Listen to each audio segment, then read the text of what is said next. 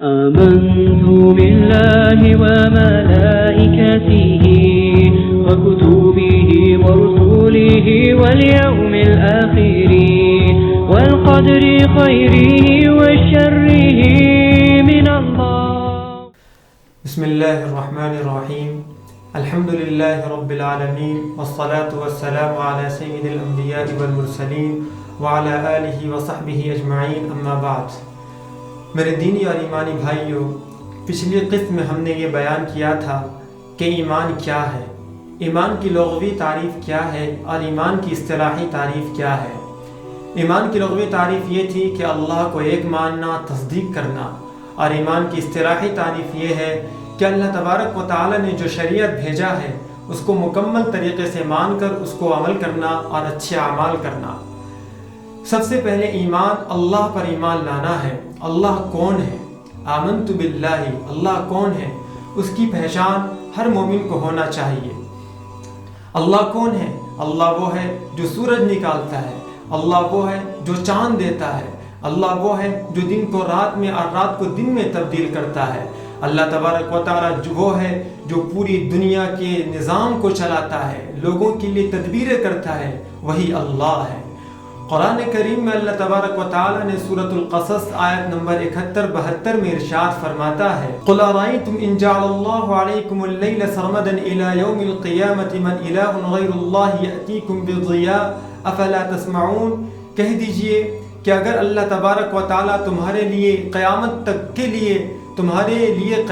کے دن تک کے لیے رات کو رات مسلط کر دے، دن لائے ہی نہ، تو کون معبود ہے جو دن کو رات میں تبدیل کر دے؟ کوئی نہیں ہے. اسی طریقے سے پھر اللہ تبارک و تعالی نے اگلی آیت میں فرمایا کہ اگر اللہ تبارک و تعالی قیامت کے دن تک کے لیے دن ہی دن مسلط کر دے تو کون ہے جو دن کو رات میں تبدیل کر سکتا ہے؟ وہ اللہ کی ذات ہے. اے لوگو، کیا تم سمجھتے نہیں ہو؟ اس کے بعد وَمِن رَحْمَتِهِ جَعَلَ لَكُمُ اللَّيْلَ، یہ اللہ تبارک و تعالی نے اپنی رحمت سے ہی رات بنایا تاکہ تم اس میں سکون حاصل کر سکو.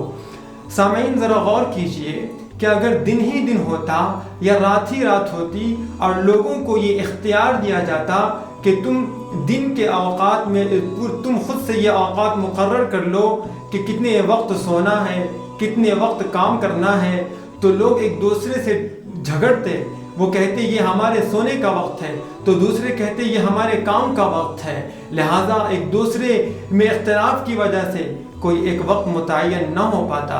یہ اللہ کی ذات تھی جس نے یہ دن کو متعین کیا اور رات کو متعین کیا. سامعین حضرات، آپ نے ناروے کا نام سنا ہوگا، جہاں آج بھی 6 مہینے دن اور 6 مہینے رات ہوا کرتی ہے.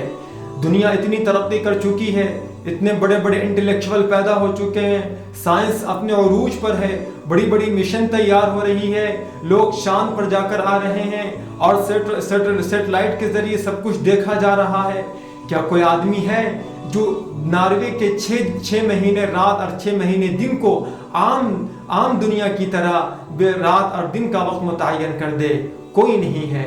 یہ اللہ تبارک و تعالیٰ کی ذات ہے جو دن کو رات میں اور رات کو دن میں تبدیل کرتا ہے. اسی وجہ سے نمرود نے جب حضرت ابراہیم علیہ السلام سے پوچھا کہ تمہارا پروردگار کون ہے، حضرت ابراہیم علیہ السلام نے کہا: اذ قال ابراہیم ربی الذی یحیی و یمیت، میرا اللہ تبارک و تعالیٰ وہ ہے جو مردوں کو زندہ کرتا ہے، میرا اللہ تبارک و تعالیٰ وہ ہے جو زندگی بھی دیتا ہے اور موت بھی دیتا ہے. تو نمرود کا جواب یہ تھا کہ میں بھی زندہ کر سکتا ہوں اور میں بھی موت دے سکتا ہوں. اس نے 2 قیدی کو بلایا اور ایک کو رہا کر دیا اور ایک کو موت دے دی، ایک کو مار دیا، قتل کر دیا. حضرت ابراہیم علیہ السلام کی دلیل کا جواب یہ نہیں تھا. حضرت ابراہیم علیہ السلام تو تخلیقی اعتبار سے گفتگو فرما رہے تھے کہ میرا پروردگار وہ ہے جو زندگی بھی دیتا ہے اور موت بھی دیتا ہے. پھر حضرت ابراہیم علیہ السلام نے کہا: ٹھیک ہے، فَإِنَّ اللَّهَ يَأْتِي بِالشَّمْسِ مِنَ الْمَشْرِقِ فَأْتِ بِهَا مِنَ الْمَغْرِبِ، کہ میرا پروردگار سورج کو مشرق سے نکالتا ہے، تم ذرا مغرب سے نکال کر دکھا دو. فَبُهِتَ الَّذِي كَفَرَ، نمرود ہکا بکا لاجواب ہو کر رہ گیا. یہ ہے میرے اللہ تبارک و تعالیٰ کی ذات. میرے بھائیوں، اللہ تبارک و تعالیٰ پر ایمان لانے کا مطلب یہ ہے کہ اللہ رازق ہے، اللہ تبارک و تعالیٰ لوگوں کو رزق دیتا ہے، چاہے وہ اللہ پر ایمان لائے چاہے نہ لائے۔ دنیا میں اتنی مخلوقات ہے، وہ سب اللہ کے رزق پر پلتی ہے، لیکن یہ بات اپنی جگہ مسلم ہے کہ اللہ تبارک و تعالیٰ ڈائریکٹ نہیں دیتا، بلکہ اللہ تبارک و تعالیٰ کوئی نہ کوئی ذریعہ بناتا ہے، اور وہ ذریعہ اللہ تبارک و تعالیٰ سورۃ الواقع میں بیان فرماتا ہے۔ افرأیتم ما تحرثون اانتم تزرعونه ام نحن الزارعون، تمہارا کیا خیال ہے کہ جو تم زمین میں بیج بوتے ہو وہ تم اگاتے ہو یا ہم اگاتے ہیں؟ اب غور کیجئے کون اگاتا ہے؟ وہ اللہ کی ذات ہے جو اگاتی ہے۔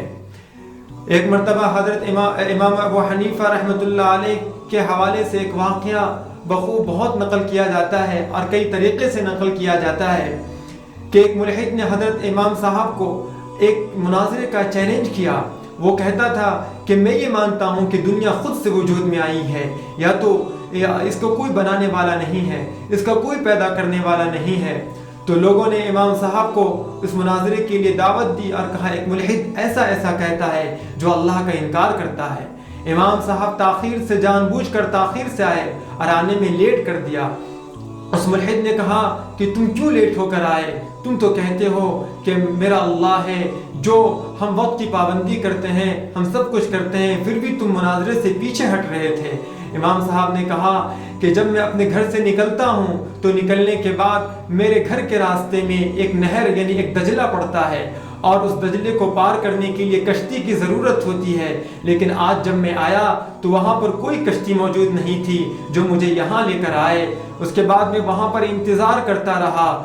تھوڑی دیر میں ایک ہوا چلی اور وہ سخت ہوا گئی اور اس نے درخت کو اکھاڑ لائی۔ اکھاڑنے کے بعد وہ درخت آیا اور اس کے بعد اس درخت کے 2 ٹکڑے خود بخود ہو گئے۔ اس کے بعد وہ خود بخود کشتیاں بن گئی۔ اس کے بعد پھر میں اس کشتی پر سوار ہو گیا اور وہ کشتی خود سے چلنے لگی۔ اس کے بعد میں یہاں پہنچ گیا۔ اس ملحد نے کہا کتنے بے وقوف ہو، اپنے آپ کو امام کہتے ہو، لیکن تمہیں یہ بھی پتہ نہیں کہ کیسے کشتی خود سے بن سکتی ہے۔ امام صاحب نے کہا تم خود کتنے بے وقوف ہو، جب تم ایک کشتی کو خود سے جب ایک کشتی نہیں بن سکتی تم خود اس کا انکار کرتے ہو، تو اتنی بڑی کائنات جہاں چاند ہے، سورج ہے، ستارے ہیں، پہاڑ ہے، سب کچھ ہے، وہ کائنات خود سے کیسے وجود میں آ سکتی ہے؟ اس کے بعد وہ ملحد حق کا بکا رہ گیا اور لاجواب ہو گیا۔ اللہ تبارک و تعالیٰ کے بہت سارے نام ہیں، بہت سارے صفات ہیں۔ اللہ کے کتنے نام ہیں؟ اللہ نے ہمیں صرف 99 نام بتلائے ہیں، لیکن اس کے بعد بھی اللہ کے بہت سارے نام ہیں۔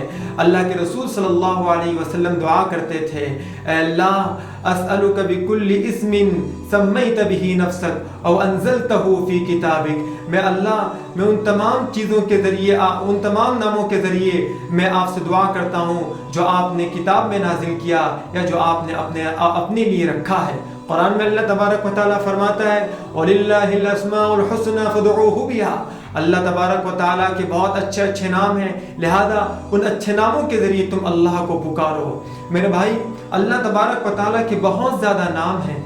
جو چیز جتنی عظیم ہوتی ہے، جتنی بڑی ہوتی ہے، جتنی عظمت والی ہوتی ہے، اس کے نام اتنے ہی ہوتے ہیں۔ چنانچہ آپ دیکھ سکتے ہیں کہ تلوار اس کے بہت سارے نام ہیں، اور لاٹھی اس کے صرف ایک نام ہے۔ تلوار کا نام سیف، قاطع، حسام، مہند، اس طریقے سے تقریباً 500 نام ہیں۔ اسی طریقے سے شیر، اس کے بہت سارے نام ہیں، اور کتا اس کا صرف ایک ہی نام ہے، کلب۔ شیر کے نام اسد، اللیث اور الغضنفر، اس طریقے سے بہت سارے نام ہیں۔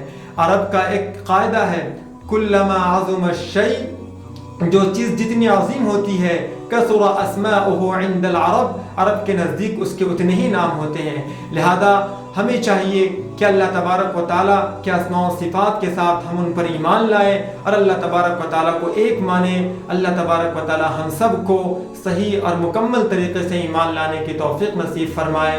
وآخر دعوانا ان الحمد للہ رب العالمین۔